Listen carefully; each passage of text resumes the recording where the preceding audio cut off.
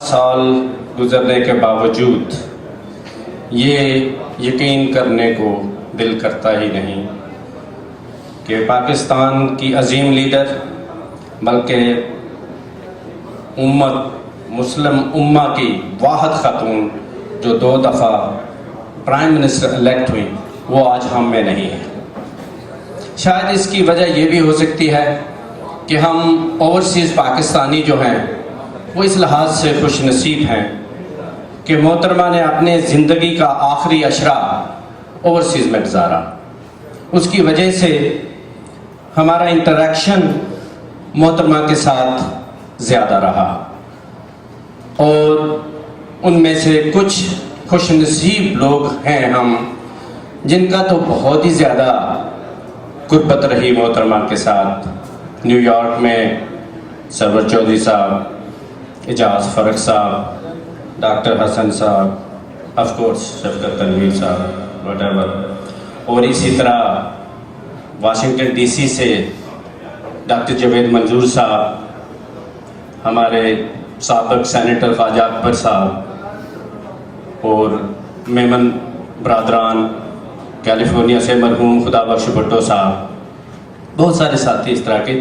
یہ ہم وہ لوگ ہیں جنہیں اللہ تعالیٰ نے یہ سعادت دی کہ ہم ان کے بہت زیادہ قریب تھے، اور میں سمجھتا ہوں کہ میں شاید ان خوش نصیبوں میں سے ہوں جسے وہ قربت بھی ملی جو محترمہ کی جو ایکٹیویٹیز ہوتی تھیں، جلسے جلوس، میٹنگز، کانفرنس، اس سے پہلے یا اس سے بعد بھی مجھے موقع ملتا تھا، اور میں نے اکثر اوقات یہ محسوس کیا کہ جو بھی محترمہ کے ساتھ کام کرتا تھا یا ان سے جا کے ملتا تھا تو اس کی فیلنگز یہ ہوتی تھی، بلکہ برملا اظہار کرتے تھے ہمارے ساتھی کہ یار جتنا میں نزدیک ہوں محترمہ کے اور کوئی نہیں ہو سکتا، محترمہ جتنی میری قدر کرتی ہیں کسی اور کی نہیں کر سکتی۔ اور میں سمجھتا ہوں یہ سبھی کی سوچ اس طرح تھی، اور یہ حقیقت میں محترمہ کی وہ ویژن اور وہ کرزمیٹک شخصیت تھی اور وہ ان کا بیہیویئر تھا کہ ان سے جو بھی ملتا تھا بس ان کا ہی ہو جاتا تھا۔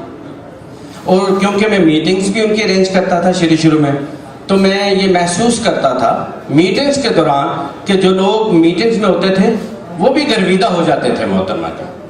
یہ وہ چیز تھی محترمہ کی کہ جو بھی ان کے قریب جاتا تھا ایک ہی ملاقات میں ان کا ہو جاتا تھا، اور شاید یہی وجہ ہے کہ ہمیں ان کے بچھڑنے کا دکھ بھی بہت ہے۔ خواتین و حضرات، عظیم انسان روز روز نہیں پیدا ہوتے۔ عظیم انسانوں کے لیے مدتوں انتظار کرنا کرتا ہے، صدیوں کو مدتوں انتظار کرنا پڑتا ہے، اور زندگی سالہ سال دیر و حرم کا طواف کرتی ہے، تب جا کر ایسا انسان وجود میں آتا ہے جو عظمت کے معیار پہ ہی پورا نہیں اترتا بلکہ اسے دیکھ کر عظمت کا معیار قائم کیا جاتا ہے۔ ہزاروں سال نرگس اپنی بے نوری بے رو دی گئی، بڑی مشکل سے ہوتا ہے چمن میں دیدہ پیدا۔ مجھے صرف ایک پیغام دینا ہے اپنے ان ساتھیوں کو جو دوسری طرف ہیں کہ آپ اپنے قائد کو چیئرمین آصف زرداری کا کچھ ایک ذرہ سا اپنا لیں تو معاملات سدھر سکتے ہیں۔ ان حالات میں وہ ریکنسیلیشن کی پالیسی کو لے کر چل رہے ہیں، وہ تو دشمنوں کو بھی اپنے ساتھ ملا کر چل رہے ہیں، اور آپ کیا کر رہے ہیں؟ کیا یہ بارڈر کے اس پار کے لوگ ہیں جن کے ساتھ آپ اس طرح کا بہیو کر رہے ہیں؟ بھائی یہ بھی ہمارے لوگ ہیں، اور میں جانتا ہوں ان کی قربانیوں کو، میں نے دیکھا ہے اپنی آنکھوں سے۔ انہوں نے برملا کئی دفعہ بیانات بھی دیے ہوں گے، میرے خلاف بھی دیے ہوں گے، لیکن میں نے ان چیزوں سے بڑھ کر دیکھا ہمیشہ کہ ان کی کنٹریبیوشن پارٹی کے لیے کیا ہے، اور لیڈرشپ جانتی ہے یہ۔ اگر کوئی سمجھتا ہے کہ انہیں کوئی ڈومینیٹ کر جائے گا تو غلط فہمی پہ ہے۔ ان کی کنٹریبیوشن، ان کی قربانیاں کسی سے ڈکی چھپی نہیں ہے، لہٰذا صرف بات اپنے قبلے درست کرنے کی ہے، اب بات یونٹی پیدا کرنے کی ہے۔ یہ کیا ہی اچھا ہوتا کہ سب کو ساتھ لے کر چلا جاتا۔ بھائی آپ تو 12-15 سال سے اس جو موجودہ تنظیم اس میں قابض ہیں یا چل رہے ہیں، آپ نے کیا کیا ہے بھائی؟ آپ کو یہ حیران ہو کے سن کے کہ 25 سے 30 ٹوٹل عہدیدار ہیں people party U S A کے، اتنی بڑی امریکہ کے 50 اسٹیٹوں کے۔ بھائی آپ کو انہوں نے روکا ہوا ہے؟ 1 سال ہوا ہے، جیسے تیسے بھی آپ نے اپنے پاس یہ پلیٹ فارم رکھا ہوا ہے، بھائی کام کرو. کیا کام آپ نے کیا کہ جس سے پاکستان پیپل پارٹی کا امیج بلند ہوا ہو، جس سے پاکستان پیپل پارٹی کے لیڈرشپ کا امیج آپ نے بلند کیا ہو؟ یہ انہوں نے روکا ہے آپ کو؟